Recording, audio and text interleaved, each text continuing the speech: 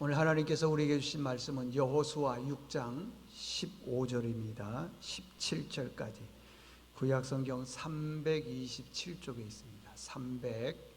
327쪽 여호수아 6장 15절에서 17절 이 계시의 말씀을 봉독할 때에 살아계신 하나님의 음성을 들으실 수 있기를 바랍니다. 일곱째 날 새벽에 그들이 일찍이 일어나서 전과 같은 방식으로 그 성을 7번 도니 그 성을 7번 돌기에는 그날뿐이었더라. 7번째 제사장들이 나팔을 불 때에 여호수아가 백성에게 이르되 외치라. 여호와께서 너희에게 이 성을 주셨느니라.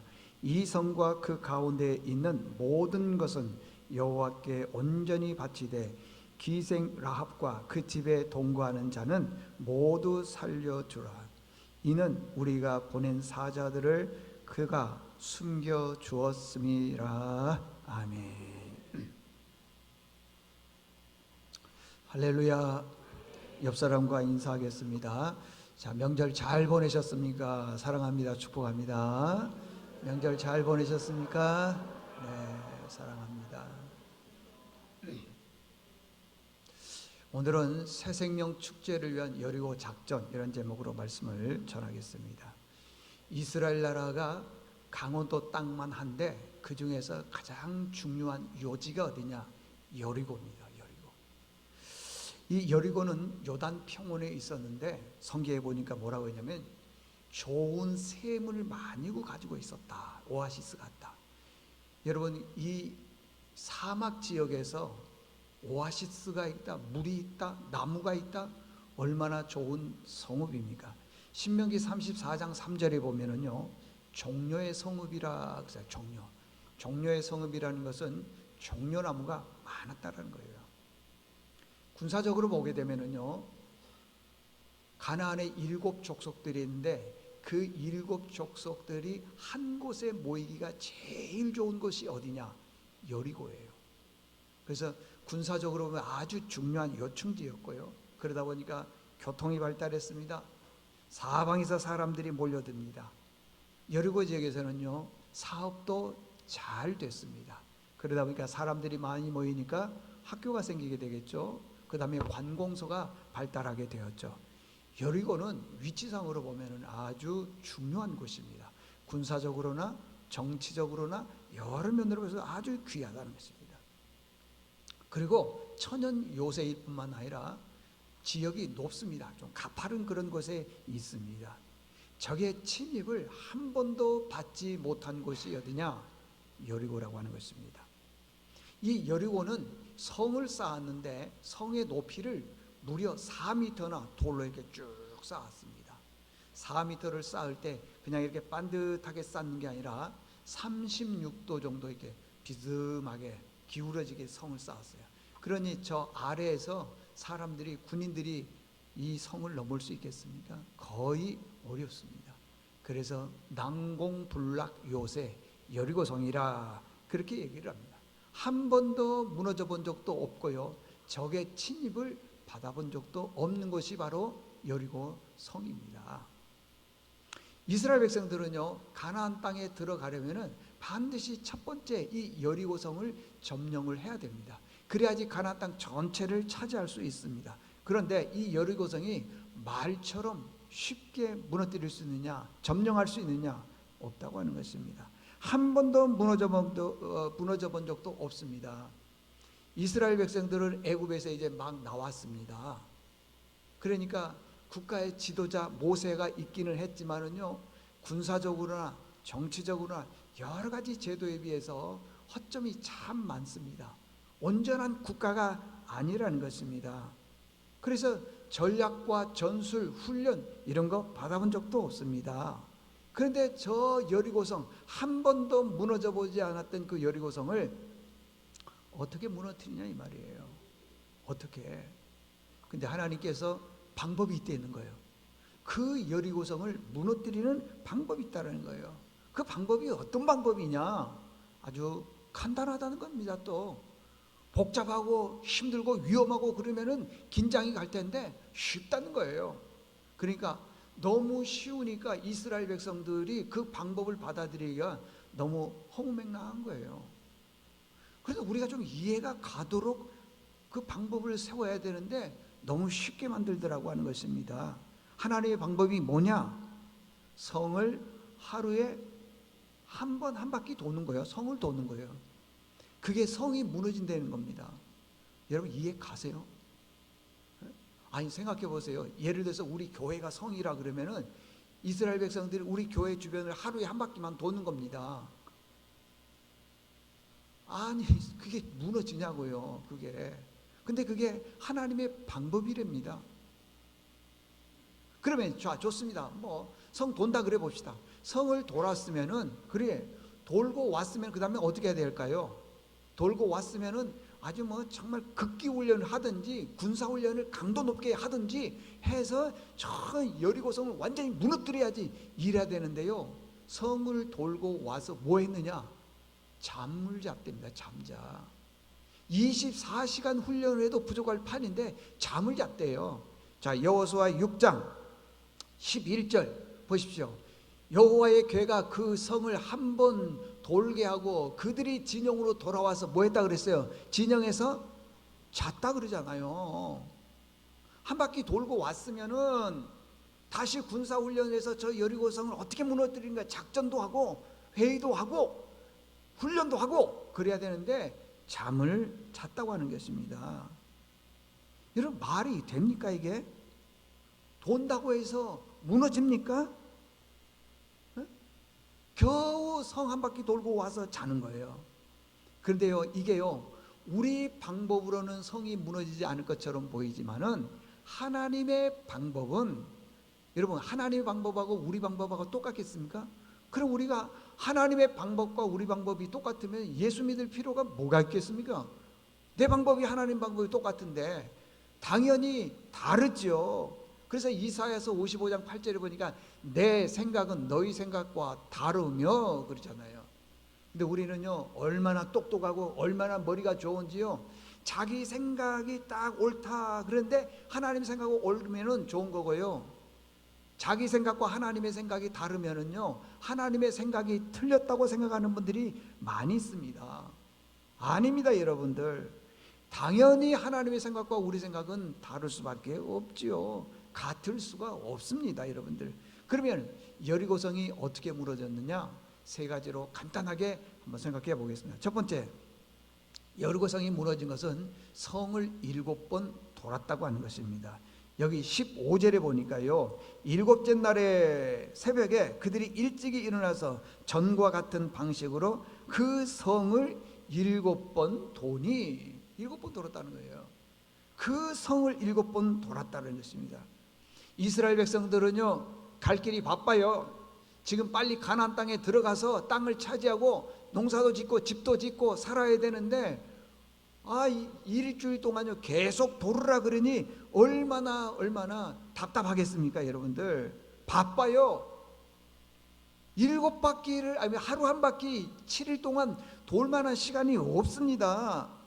그런데 보니까 돌으라는 거예요. 그것도 하루도 아니고 7일 동안 하루 한 바퀴 마지막 날에는 7바퀴를 돌아라. 그러면 성이 무너질 것이다. 첫 번째 성이 무너지지도 않고요. 두 번째 바쁘고요. 그거 우리 생각 아닙니까? 근데 하나님은 그렇지 않다는 거예요. 돌으라는 거예요. 돌면은 너희 생각은 성이 무너지지 않을 것처럼 보이지만은 돌면은 무너진다는 거예요. 무너진다는 거예요. 여기 중요한 의미가 두 가지가 있습니다. 이렇게 하루 한 바퀴 7일 동안 돌고 마지막 날은 7바퀴를 돌으라고 하는 것은 중요한 의미가 두 가지가 있습니다. 첫 번째, 그 백성들이 하나님 말씀에 순종하는지 않는지를 보기 위해서 하루 한 바퀴씩 7일 동안 돌으라 그랬다는 거예요. 두 번째는 하나님의 때가 반드시 있으니까 기다리라 그런 뜻이 있다고 하는 것입니다. 첫 번째, 말씀에 순종하는지 안 하는지 보기 위한 것이에요. 우리는요 하나님 말씀에 순종할 때 언제 순종하느냐 그러면은 내 생각이 옳을 때, 내 생각하고 하나님 생각하고 다르면은 불순종해요. 안 합니다. 예를 들면 이런 거예요. 하나님께서 아브라함에게 자녀를 줬습니다. 이삭이라고 하는 아들을 줬는데 그 아들을 주신 것은 하나님의 뜻인데 얼마 되지 않아서 하나님께서 그 아브라함에게 얘기하면 내 아들 이삭을 바쳐라. 그 우리는 어떻게 생각합니까? 아니 왜 내가 달라 그랬습니까? 달란 말도 안 해놓고 주셨음에도 불구하고 왜 또 가져갑니까? 하나님을 원망하고 불평할 수 있지 않습니까? 모리아산에 가는데 3일 길을 갑니다. 3일 동안 무슨 생각이 들겠어요? 반항하고 싶은 생각이 들지요. 원망하고 싶은 생각이 들지요. 하나님, 내가 언제 아들 달라 그랬습니까? 근데 달란 얘기도 안 했는데 주시고 나서 이렇게 귀한 아들 잘 키우니까 왜 또 제물로 바치라고 얘기를 합니까? 얼마든지 그럴 수 있었어요. 그런데요, 하나님은 아들 이삭이 제물로 꼭 필요하다 그런 뜻 아니에요. 그렇게 귀하게 여기니까 진짜 나를 사랑하는지 사랑하지 않는지 확인하고 싶어서 아들 이삭을 바치라 그런 거예요. 만약에 여러분들 중에 누군가가요 정말 하나님보다 더 귀한 거 있다 그랬을 때 하나님이 바치라 그러는 거예요. 그랬을 때 바칠 수 있겠어요? 거의 불가능합니다. 거의 불가능한 거예요. 그런데 하나님은 우리가 가지고 있는 하나님보다 더 귀한 것이 귀해서 바치라 그런 뜻 아닙니다. 단지 네가 정말 저 아들 이삭보다도 나를 더 사랑하느냐 그걸 확인하고 싶어서 그러더라는 것입니다. 근데 아브라함이 어떻게 반응했죠? 성경에 보니까요 미련도 없어요. 생각도 안 해요. 하나님이 바치라 그러니까 주신 자도 하나님이시고 가져간 도 하나님이다 해서 바치잖아요. 여러분들 그때 하나님 뭐라고 그래요? 아브라함에 대해서 아브라함아 아브라함아 이제서 네가 나를 사랑한 줄 알게 되었다 그러지 않습니다. 하나님은 우리에게 뭘 요구하지를 않아요. 요구한다 하더라도 정말 그게 필요한 것이 아니라 나를 사랑하는지 알고 싶어서 그랬다고 하는 것입니다. 민수기 13장에 보게 되면요 이스라엘 백성들이 가나안 땅에 들어가기 전에 정탐꾼 12지파니까 지파의 대표되는 사람 한 사람씩 와서 12명의 정탐꾼들이 이제 가나안 땅에 들어가서 이제 40일 동안 다 여기저기를 정탐을 하는 겁니다. 어디 가니까 샘물이 있고 어디 가니까 길이 있고 어디 가니까 뭐가 있고 집이 몇 채가 있고 다 보는 겁니다. 그리고 12명이 와서 모세와 백성들 앞에서 보고를 하는데 보십시오. 12명이요 시간차에 대해서 간 거 아닙니다. 몇 날 며칠 따로따로 가는 게 아니에요. 똑같은 시간에 똑같은 날입니다. 똑같은 장소에 가서 뭘 봤느냐? 똑같은 것을 본 거예요. 이 12명이 똑같은 시간에 똑같은 장소에 가서 똑같은 것을 본 거예요. 그런데 돌아와서 보고하는 건 다릅니다. 왜 그러죠? 자기 생각을 앞세우는 거예요. 12명 중에 10명이 이렇게 얘기를 합니다. 여기 중에요 저를 비롯해서 10명 될 가능성이 높은 분들이 바로 이런 분들이에요. 뭐라고 얘기를 했냐면 거기 가봤더니 진짜 귀골이 장대하고 네피림, 안악자손 전쟁을 잘하는 싸움을 잘하는 그런 사람들을 내가 봤다. 가면 죽는다. 가지 말자. 그러더라는 겁니다. 민수기 13장 28절에 보니까 그 땅 거주민은 강하고 성읍은 견고하고 힘이 클 뿐 아니라 가서 안악 자손을 보았으며 31절 그와 함께 올라갔던 사람들은 이르되 우리는 능히 올라가서 그 백성을 차지하지 못하리라. 그들은 우리보다 강하니라. 이렇게 10명의 사람들이 이렇게 얘기를 하는 거예요. 저 가나안 땅에 들어갔다가는 그들을 치다가는 우리가 죽게 생겼다. 우리가 그러니 차라리 돌아가자. 그렇게 부정적으로 얘기를 하더라는 것입니다. 그 땅을 취하지 못한다는 거예요. 그냥. 그런데 똑같은 시간에 똑같은 장소에서 똑같은 것을 봤습니다. 누구가? 2명 여호수아와 갈렙만은 이렇게 얘기를 합니다. 백성들을 안돈시키고 난 다음에 이런 얘기를 해요.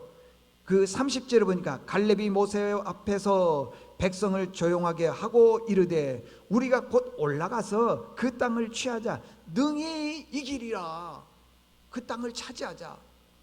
왜 그러죠? 왜 10명은 안 된다 그러고 2사람은 된다 그러죠? 10명의 사람들은 가서 보니까 자기 생각에 안 되니까 안 된다 그러는 거예요. 여러분, 우리가 이 땅에 살면서 안 되는 것들이 많잖아요. 그러면 내가 안 되면 하나님도 안 됩니까? 내가 못하면 하나님도 못하는 겁니까? 그게 아니잖아요. 당연히 하나님이 하시는 것과 내가 하는 게 달라야죠. 내가 못하면 하나님 못하고 내가 안 되면 하나님도 안 되고, 그러면 하나님 믿을 필요가 뭐가 있겠느냐 말이에요. 우리는 불가능하더라도 하나님은 능히 가능할 줄로 믿습니다. 이게 믿음이라는 거예요. 이게. 그러니까 여호수아와 갈렙은 얘기를 하는 거예요. 나중에 보면 옷을 찢고 통곡하는 거예요. 너희들이 왜 그렇게 하나님을 못 믿느냐, 그렇게 말씀을 하더라는 것입니다.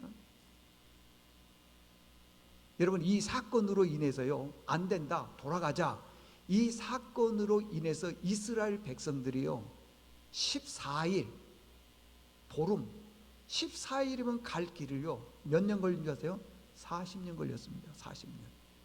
이 순종하지 않는 모습이 우리 인생도 마찬가지예요. 어떤 분들은 하나님께서 은혜와 복을 많이 주실 수 있음에도 불구하고 불순종함으로 인해서 40년의 삶을 허송세월하는 분들이 있을 수 있지 않습니까?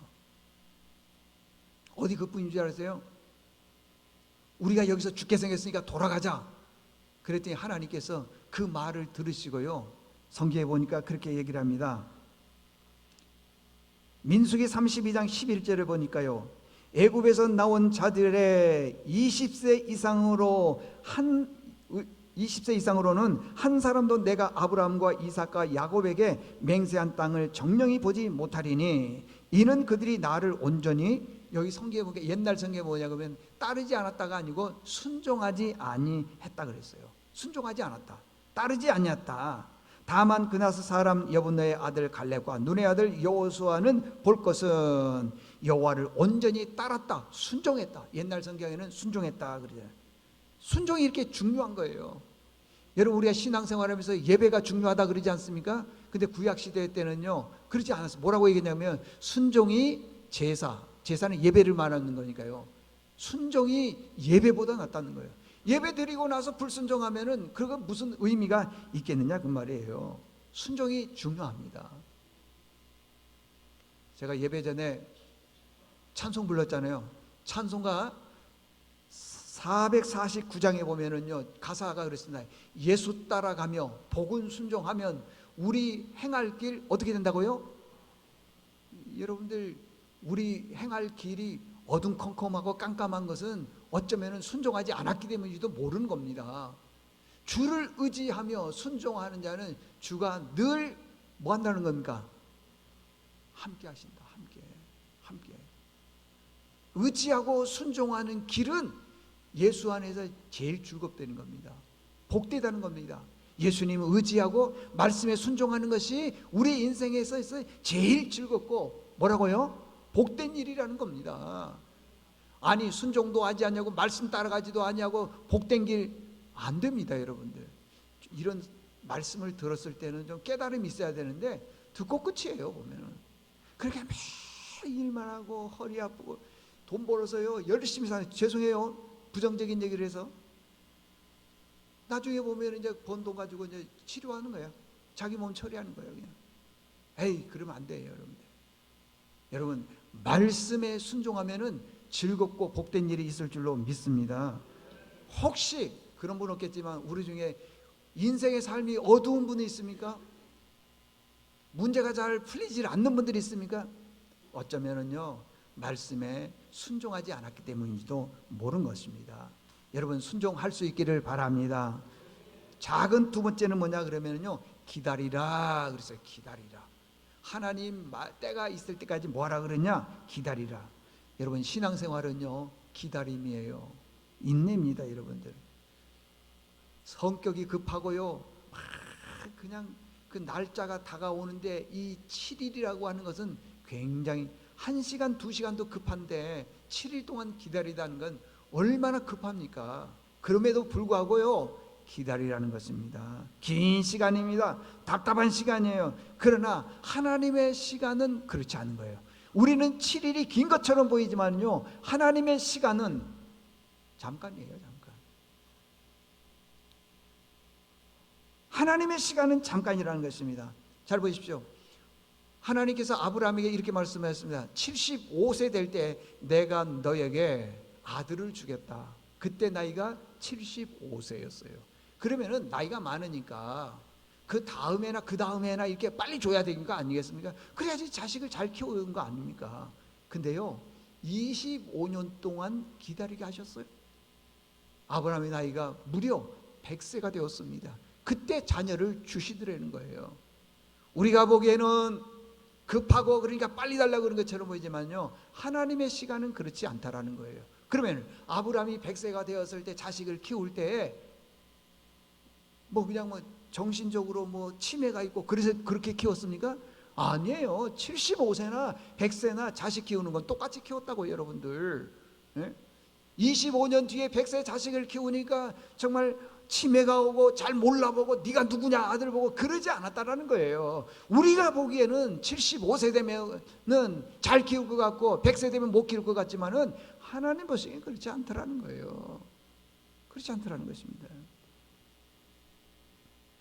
요셉도 보십시오. 어린 나이에 한 15세 정도 되었을까요? 형들에게 꿈 이야기하고 나서 많은 고통을 겪었습니다. 보디발의 집에 가서 누명 뒤집어 쓰고 감옥에 들어갔고 많은 어려움과 고난과 역경이 있었지만은 기다리잖아요. 하나님의 때를 기다리잖아요. 그랬더니 하나님께서 요셉을 이스라엘의 총리로 세운 게 아니고 애굽이라고 하는 나라에 총리를 세우지 않습니까? 어디 그뿐인 줄 아세요? 바로 왕이 이렇게 얘기하는 거예요. 내가 너보다 높은 것은 보좌뿐이다. 그러니 인장 반지를 빼서 너에게 줄 테니까 이 나라를 네 마음대로 한번 다스려 봐라. 그러지 않습니다. 그런 권세가 어디에서 나옵니까? 바로 기다림에서 나왔다라는 것입니다. 여러분들은 아무리 급하다고 하지만은 하나님이 허락지 아니면은 안 되는 겁니다. 안 되는 거예요, 여러분들. 여러분들, 우리는 지금 그 한 생명을 전도하기 위해서 많이 노력합니다. 애씁니다. 제가 늘 얘기하죠. 태신자를 작성해서 내십시오. 그리고 난 다음에 올해가 아니면은 내년에도, 또 내년이 안 되면 그 내년에도. 그래서 태신자 카드를 쭉 제가 이제 현수막에 붙여놓은 걸 이제 그분 누구를 전도한다 해서 쭉 봤습니다. 순종하신 분들이 있고요. 나는 못해, 안 돼. 그런 분들이 계시나 봐요. 그러지 말고요. 꼭 한 분을 이름을 작정해서 내십시오. 그리고 같이 기도하고 올해 안 되면 또 언제요? 내년에 안 되면 또 언제요? 그 다음에 하나님께서 예비한 생명은 반드시 주님께로 돌아올 줄로 믿습니다. 두 번째는 뭐냐 그러면은 성경에 보니까 나팔을 불어라 그랬습니다. 16절 보니까요, 7번째 제사장들이 나팔을 불 때 여호수아가 백성에게 이르되 외치라, 여호와께서 너에게 이 성을 주셨느니라. 중요한 것은 나팔을 불 때. 성경에서는 나팔을 분단 말이 무슨 말이냐 그러면 찬송할 때 그 말이에요. 찬송할 때. 전쟁이 시작이 됐습니다. 그런데 전쟁이 시작되었을 때 노래 부르면 됩니까 안 됩니까? 안 되죠. 왜냐하면 내가 노래를 부르면 저기 내가 여기 있는 걸 아는데요. 이건 어떻게 보면 자살 행위나 똑같지 않습니까? 그런데 왜 전쟁에서 찬송을 하라, 노래를 부르라 그 말이냐 말이에요. 왜 그랬습니까? 아니 내가 내 위치가 발각이 되면 죽는데 왜 노래를 부르라 그냐 말이에요. 이유는 간단해요. 이 전쟁은 너희가 하는 것이 아니라 누가 한다? 하나님이 하신다. 전쟁은. 이걸요 조금 적용을 해보게 되면은 우리의 인생은요, 내가 아무리 계획을 세워놔도요 내 계획대로 안 갑니다. 하나님의 계획대로 가는 거예요. 아니 여러분, 제가 목회할 때 계획 안 세웠겠습니까? 요 가까이 있는 큰 교회 있죠? 저 교회는요 내 계획대로 하면 10분의 1도 안 돼. 뭔 말인지 몰라. 계획대로 안 되는 겁니다. 안 돼. 우리 인생의 계획은 내 뜻대로 되는 것이 아니라 하나님의 뜻대로 된다는 것입니다. 분명히 바울과 실라라고 하는 전도자들이 말이에요, 복음을 전하다가 빌립보 감옥에 갇혔으면 죽을 줄 알았어요. 못 나올 줄 알았습니다. 그런데 바울과 신라가 빌립보 감옥에서 찬송을 했더니요, 갑자기요 옥문이 열리고요, 간수들이 회개하고 가족들이 다 구원받고 놀라운 역사가 일어나더라는 겁니다. 그리고 우리는 어떻게 해야 되겠습니까? 찬송해야죠. 찬송 자체가 기적이에요. 여러분, 찬송만 해도 기적이 일어납니다. 찬송만 해도. 조상 명절 때 가족들 많이 만났죠. 노래 불렀는데 무슨 노래 불렀어요? 이런 노래 안 불렀습니까? 니나노 닐일이야? 찬송도 부르자는 거예요. 찬송도.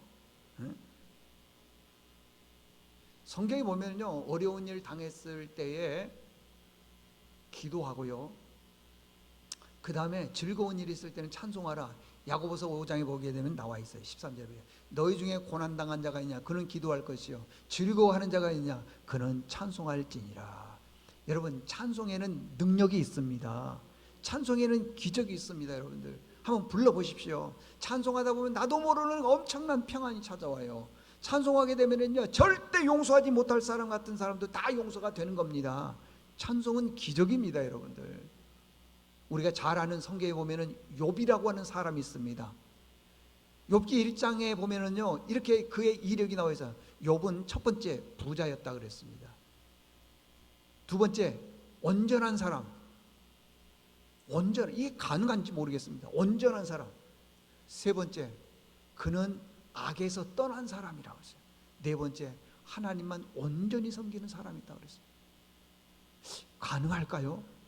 그런데요, 이렇게 악에서 떠나고 하나님만 섬겼던 이 사람에게 고난이 없을 줄 알았더니 상상을 초월하는 고난이 오는 겁니다. 그 고난도요, 우리가 무게로서 감당이 안 되는 고난이에요. 보십시오. 아들이 7이고 딸이 3인데 어느 날 한 집에서 생일 잔치를 하다가 밥을 같이 먹는데 바람이 세게 불어가지고 그 집이 무너져서 다 죽었어요. 자식들이. 그렇게 하나님을 잘 믿는다고 하는 그 가정에 그런 고난이 오면 어떡하겠어요, 여러분들? 교회 안 다닐걸요? 그것으로 끝났으면 되겠지만은요, 주변에 있는 나라 갈대아 사람들, 이런 사람들이 와가지고요, 짐승 다 잡아가 버리고요. 굉장히 부자였습니다. 여러분들, 짐승 잡아가고 땅 빼앗아 버리고 다 가져가 버린 거예요. 세 번째는요, 자기 몸에 머리끝에서부터 발끝까지, 요즘으로 말하자면 거의 대상포진 같은 걸 거야 아마. 저희 친척도요, 대상포진에 걸렸더니 지금 몇 년이 됐는데 회복이 안 돼. 얼마나 그 대상포진이 힘든지 몰라요. 그런 질병에 걸려가지고 힘든 거예요. 이렇게 해도 괜찮은데 자기 아내가 얘기해요. 여보, 그래도 우리가 믿는 하나님은 위대하신 분이다. 반드시 우리를 이렇게 세워주실 것이다. 없어도 괜찮지 않냐? 우리 같이 주님만 의지하자. 이렇게 했으면 힘이 되고 다시 일어날 건데, 그 아내가 이렇게 말하고 하는 거예요. 당신이 믿는 하나님을 저주하고 죽으라. 세상에 부인이 이런 말하면 되겠습니까? 당신이 믿는 하나님을 저주하고 당신 죽어. 그러더라고요. 자, 이런 내용을 봤을 때 욥이 찬송할 가능성이 1%라도 있습니까? 자식 죽었죠. 재산 날아갔죠. 자기는 병들었죠. 부인은 나를 저주하고 떠났는데 찬송할 만한 이유가 있냐고요. 근데 욥이 그러지 않았습니다. 욥기 1장 21절 보니까 내가 모태에서 적신이 나왔사온즉 또한 적신이 그리로 돌아올지라. 주신 자도 여호와시요 취하신 자도 여호와시니 여호와의 이름이 뭐라 그랬습니까? 찬송을 받으실지니라. 우리는요, 조금만 손해가 가고요, 조금만 큰 어려움이 오면요, 찬송은 무슨 찬송입니까? 다 가져가도 여호와께 찬송을 받으실지니라 그러지 않습니까? 여러분들, 왜 그런 줄 아십니까? 찬송은 우리에게 기적을 주기 때문에 그런 거예요. 여러분들 찬송 많이 하시기를 바랍니다. 우리 찬양대원들 그냥 대박 나기를 바랍니다. 대박. 잘 되기를. 찬송하는 분들은요, 영적으로요 굉장히 선해요. 왜? 찬송을 통해서 자꾸만 은혜가 되기 때문에. 와서 예배만 드린 분들은 그게 안 열려. 꼭 찬송해야 돼. 마지막 세 번째, 뭐라고 얘기냐면 외쳐라 그랬어요. 외쳐라. 16절 중간만큼 보니까요, 여호수아가 백성에게 이르되 외치라, 여호와께서 너에게 이 성을 주셨다. 이게 아직 받지는 않았습니다. 너희들이 외치게 되면 이 성을 줄 것이라는 거예요. 보세요, 외치라, 여호와께서 너에게 이 성을 주셨다. 아직 받지는 않았지만은 문법상으로 뭐예요? 이미 받았어요, 안 받았어요? 주셨느니라. 완료형이잖아요. 완료형. 주셨느니라. 외치라는 말은 부르짖으란 말인 것입니다. 저희가 이제 그 새생명 축제를 위해서 릴레이 기도도 하고 뭐 시간 기도도 하고 열심히 옛날에 기도 많이 했습니다. 왜냐? 그 영혼들을 살리기 위해서 그러는 것입니다. 여러분, 우리가 일생을 살아나가면서요, 철옹성 같은 그런 성들이 있어요. 무너지지 않을 그런 문제들이 우리 안에 많이 있습니다. 안 무너질 것처럼 보이지만은 기도하면은 무너지는 거예요. 기도하면은. 모세는요, 기도를 참 많이 한 분입니다. 참 기도를 많이 했어요. 그런데 기도하고 났더니요, 놀라운 일들이 벌어지는 것입니다. 홍해가 갈라지고요, 르비딤에 갔더니 그 르비딤은 사막이기 때문에 물이 없습니다. 그러니까 백성들이 막 서로 원망하고 싸우고 다투고 불평하는 거예요. 왜 우리를 여기까지 이끌어내서 죽게 하느냐, 다투기 시작을 합니다. 그때 모세가요, 하나님 앞에 기도를 했습니다. 그랬더니 하나님 뭐라고 그러는지 아세요? 반석을 쳐서 물 나오게 하라 그러잖아요. 여러분들, 기도 안 했으면 반석에서 물이 나왔겠습니까? 여러분들, 막혀 있는 거 있습니까? 물이 없습니까? 여러분, 기도하십시오. 하나님이 반석을 쳐서 물이 나오게 하는 은혜를 여러분에게 주실 줄로 믿습니다. 어디 그뿐인지 아세요? 이 모세 얘기하려면요, 끝이 없어요. 민수기 11장에 보니까 이스라엘 백성들이 막 원망을 하는 거예요. 그러니까 하나님께서 내가 어느 때까지 참겠냐, 못 참겠다. 그리고 하늘에서 불이 내려와 가지고 이스라엘 백성 막 살라서 죽이는 거예요, 그냥. 그때 모세가 한 일이 뭐냐? 하나님 앞에 기도했다는 거예요. 그랬더니 불이 멈추더라. 민수기 12장에 보게 되면요, 모세가 구스 여인을 아내로 맞이합니다. 구스는 어느 나라냐 그러면 지금으로 보면 아프리카에 있는 에티오피아에 흑인 여인을 아내로 맞이하는 거예요. 그랬더니 자기 누이가, 동생이 뭐라고 얘기를 했냐 그러면은, 어디서 저는 흑인을 데리고 왔느냐 그러면서 막 비방하는 거예요. 그때 하나님께서 그 비방하는 얘기를 듣고요, 그 미리암 누이에게요, 문둥병을 주는 거예요. 나병. 그러니까 병이, 이제 나병은 여러분 살이 썩어가는 병이잖아요. 막 살이 썩어서 냄새가 나고 죽어가는 거예요. 그때 모세가 하나님께 기도했더니 그 병이 나았더라. 자, 이제 결론을 말씀드리겠습니다. 여러분들, 우리 인생에 있어서 많은 문제들이 있습니다. 그 문제를 푸는 열쇠는 기도밖에 없습니다. 여러분들, 기도하십시다. 수요 예배도 조금 나와주시고, 또 금요 심야 기도에도 좀 나와주시고, 어찌 주일날 한 번만 나오려고 그러세요? 좀 나와서 이렇게 같이 뜨겁게 기도하자고요. 기도는 모든 문제를 푸는 열쇠인 줄로 믿습니다. 꼭 함께 기도해서 여러분 기도가 응답받는 은혜가 있기를 바랍니다. 하나님 아버지, 감사합니다. 오늘 저희들이 새 생명 전도하기 위해서 오늘 말씀을 들었습니다. 주님, 꼭 말씀에 순종하는 저희들 되게 도와주시고, 찬송하며 또 기도하는 저희들 될 수 있도록 주여 도와주시옵소서. 그래서 우리가 바라는 기도의 제목이 응답받을 수 있도록 축복해 주시옵소서. 예수님의 이름으로 기도드리옵나이다. 아멘. 찬송가 502장 찬송하시겠습니다.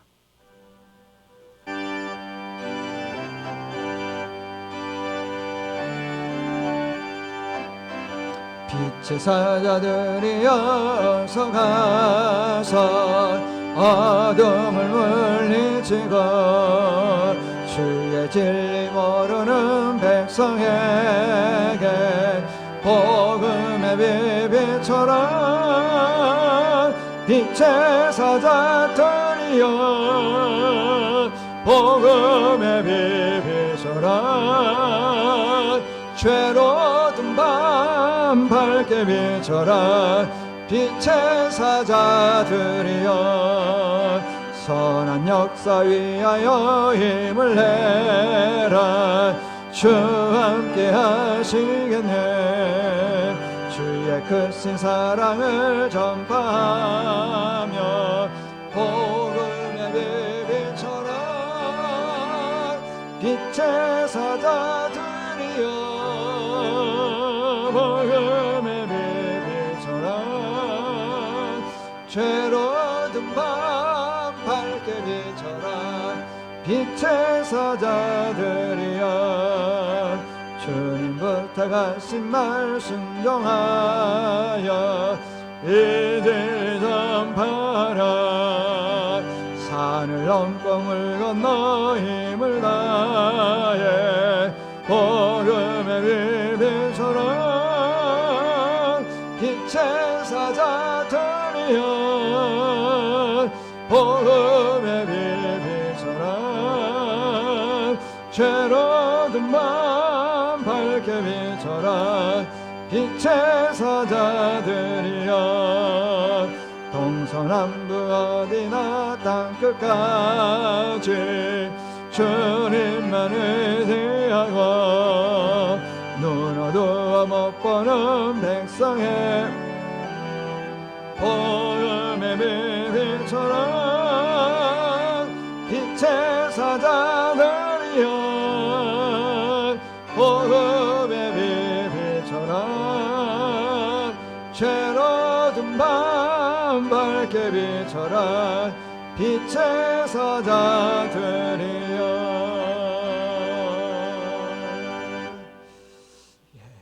우리 함께 하나님께 드릴 예물 손에 쥐고 기도하겠습니다. 하나님 아버지, 이 손에는 하나님께서 우리에게 주신 큰 은혜, 축복의 통로가 있습니다. 11조와 감사와 생명을 살리는 예물을 주님 앞에 바칩니다. 주님 받으시고 영광을 거두어 주시고, 참으로 우리가 이 땅에 살아나가면서 재정이 많이 필요하지만 먼저 하나님께 구별해서 드릴 수 있는 믿음 주신 것 감사합니다.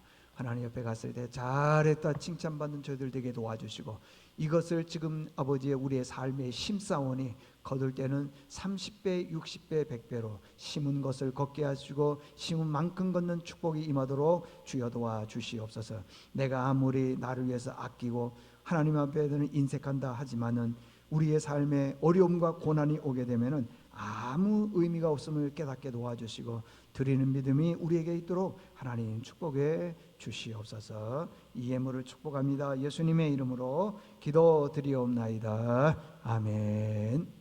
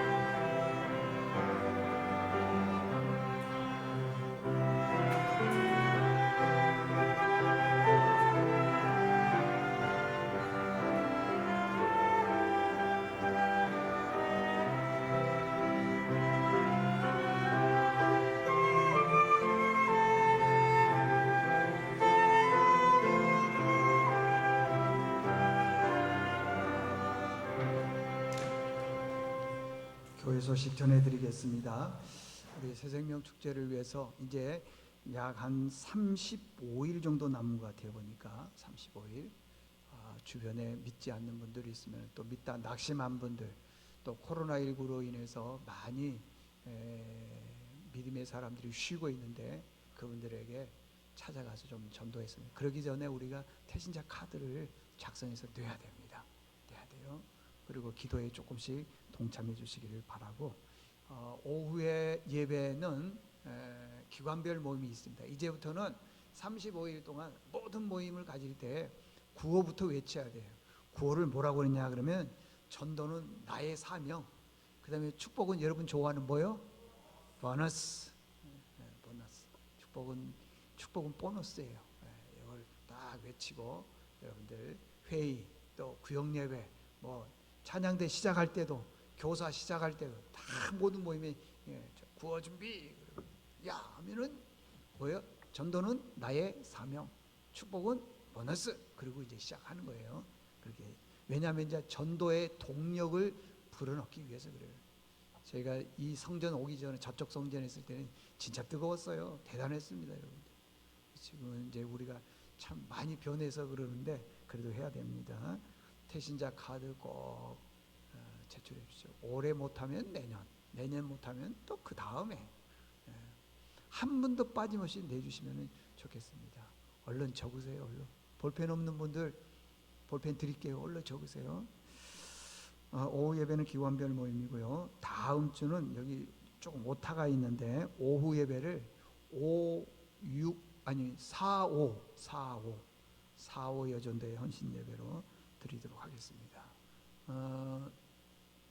코로나 이전에 보니까요, 그때는 6여전도회까지 있었거든요.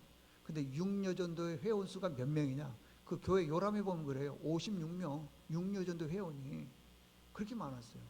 근데 이 코로나로 인해서 많은 분들이 지금 신앙생활을 못하고 있는데 여러분들 좀 전도도 좀 해주시고 4.5 여전도의 연합으로 헌신 예배 있다는 걸 꼭 기억해 주시기를 바랍니다.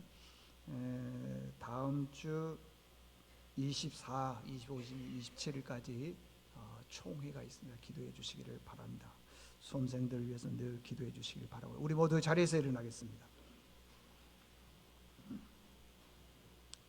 자, 앞, 뒤, 좌우에 계신 분들과 함께 먼저 인사하겠습니다. 자, 우리 열심히 사랑합니다. 전도합시다. 시작. 사랑합니다. 전도합시다. 예. 자, 한 번에 끝내자고. 우리 1부 예배 때 잘했어요. 구호 준비 그러면 큰 소리로 야 그런 거예요. 그러면 시작 그러면 전도는 나의 뭐요? 축복은 여러분이 좋아하는 뭐요? 야, 한번 해보겠습니다. 큰 소리로 합시다. 구호 준비 야 시작. 전도는 나의 삶, 축복은 보너스. 예, 파송의 찬양 부르도록 하겠습니다. 박수 칩니다.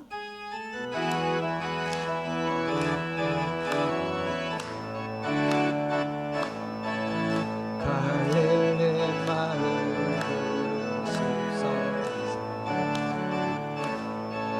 주의 열한 제자 다시 만나실사.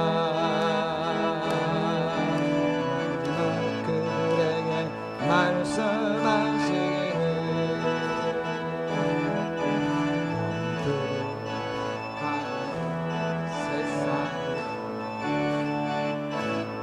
가서 제자 삼으라. 세상 많은 사람들은 세상 모든 영혼이 내게 달려나네. 가서 제자 삼으라. 나의 길 가르치라. 내가 너희와 항상 함께하. 다시 한번. 가서 제자 삼으라. 세상 많은 사람들을 세상 모든 영혼이 내게 달려나네. 가서 제자 삼으라. 나의 길을 가르치라. 내가 너희와 항상 함께하리라.